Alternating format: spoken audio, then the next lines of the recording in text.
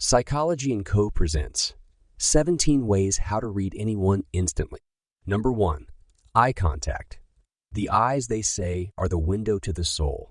The key to determining which type of eye contact someone is making with you is to analyze the context. For example, if someone can't keep their eyes away from you, it could indicate a love interest. When you look someone in the eyes and they can't bring themselves to look back, it indicates that they're either nervous or have something to hide. That being said, if you're conversing with someone whose gaze makes you squirm, especially if they're very motionless and not blinking, something is clearly wrong and they could be lying to you. Number 2. Eyebrows. If you want to know how comfortable someone is, look at their eyebrows. The three main emotions that raise your eyebrows are surprise, worry, and terror. Try raising your eyebrows while you're having a casual conversation with a pal. Isn't it difficult to do? If someone you're chatting to raises their eyebrows and the subject isn't one that would normally provoke surprise, worry, or terror, it's a clue that they're feeling fairly uneasy. Number 3. Smiling. The mouth can tell a lie, but the eyes cannot. Genuine smiles reach the eyes, crinkling the skin around them to form crow's feet. People often smile to cover what they're actually thinking and feeling. So, watch for crinkles at the corners of their eyes the next time you want to know if someone's grin is genuine. If they aren't there, that smile is hiding something. Number 4. What they say. If you meet someone for the first time and all they talk about is their great better half or their coworkers, odds are they're a very decent person. According to research, the more people rate others as kind, polite, caring, and well-mannered, the more likely they are to exhibit these characteristics themselves. But the opposite is also true. Anyone who backstabs and describes people as manipulative and unpleasant is more likely to exhibit similar characteristics themselves. They may also have a history of depression or a personality condition. Number 5. Paralanguage, nonverbal communication, such as your tone, pitch, or manner of speaking, is referred to as paralanguage. It's a sophisticated way of stating you should pay attention to how someone says things. For example, if someone responds to you in monotone, they're most likely disinterested in your concept. Another interesting example is the use of sarcasm. When someone utilizes sarcasm, what they mean is the opposite of what the words say. So pay attention to how they say words and how they emphasize them. It provides you a good indication of their genuine intentions. Number 6. Side glance. People who are kind and receptive to meeting you will face you and look you in the eyes. On the other hand, if you've just met someone and they look away to the side, this is a subconscious body language hint indicating they're looking for an escape. Number 7. Frequent nodding. When someone nods, it usually means they agree with you. However, excessive nodding may indicate anxiety. When you tell someone something and they nod a lot, it suggests they are concerned about what you think of them, or that you mistrust their capacity to follow your directions. On the other side, constant nodding could be unconscious signs for the other person to get moving, similar to how a person continually looking at their watch or touches their car keys. Number 8. Chin and jaw. When making a decision, people like to stroke their chin. They could be looking up, down, or to one side.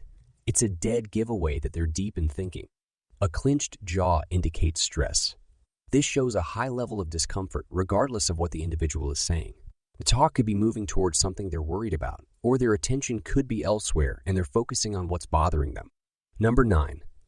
Posture. How someone carries themselves can reveal a lot about their self-esteem. For example, if someone walks upright with their shoulders back and looking straight ahead, it indicates that they are confident in themselves.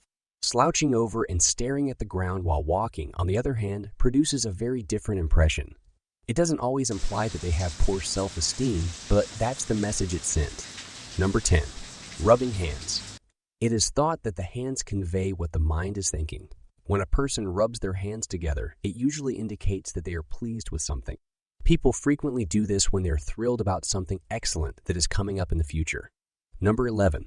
Handshake. A person's handshake can reveal a lot about them. They are inclined to be submissive or a pushover if their handshake is soft and flabby. They are too harsh and crushing, and they may be dictatorial. The duration is also important. It's strange if it's too lengthy, but it could also signal some sort of dispute if it's too short. It is possible that the individual does not wish to form a meaningful connection with you. However, it is possible that they do not have much time. Number 12. Leaning in or away. When someone leans in toward you, it shows that they are interested in what you have to say. What you may not realize is that it is also a gesture of respect. When people approach you and lean in during a conversation, it indicates that they want to confide in you. It helps you feel reliable and respected. When someone leans back, it indicates that they are tired of the conversation or that they are uncomfortable for some reason. Number 13, holding the baby. This may seem unusual, but it's important to know. If you meet someone for the first time and they happen to be a new mother, pay attention to which arm they use to hold the infant. According to research, happy mothers tend to carry their newborns in their left arm. Mothers who are worried or depressed frequently carry their babies in their right arms. Number 14, crossed arms and legs. Have you ever talked to someone who crossed their arms or legs when you were chatting to them? It's not a good indicator if you're on a first date or attempting to pitch someone a new idea. Crossed arms and legs are physical barriers that indicate the other person is not interested in what you have to say. Even if they're smiling and conversing nicely, their body language tells the story. Crossed legs or arms indicate that a person is mentally, emotionally, and physically disconnected from what is in front of them. Similarly, the direction of someone's feet is highly telling. Someone who likes you will have both feet pointed in your direction. If their feet wander toward the door, it indicates that they've had enough and want to leave. Number 15, shoes. A person's shoes can reveal a lot about their personality. Apparently, we all make shoe judgments, but studies reveal that they are fairly accurate. People who are nervous will wear new or very clean shoes. People that are friendly will wear functional shoes. Calm people enjoy wearing uncomfortable shoes. Aggressive people also wear ankle boots. Take a look at your own shoes. Is your personality type compatible with theirs? Number 16, overall appearance. The way a person dresses and presents themselves can reveal a lot about them. If the person's hair is in place, their clothes are pressed, and they show attention to style, they may be very detail-oriented. A person with a more casual wardrobe or bedhead may be creative or simply sloppy. Take someone who appears unclean and stinky. They could simply be a very lazy person. Number 17, copying body language. If you've never tried to read people before, you've probably never noticed this.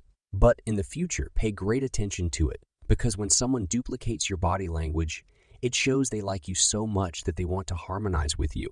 It indicates that the dialogue is going well and that the other party is responding positively to your message. This is done unconsciously because no one wanders around with the purpose of directly mimicking someone. But when we're at ease with someone, we tend to do what they do. Some of us are fairly excellent at interpreting people's body language. Others are so horrible that they require the other person to come out and tell them what's on their mind.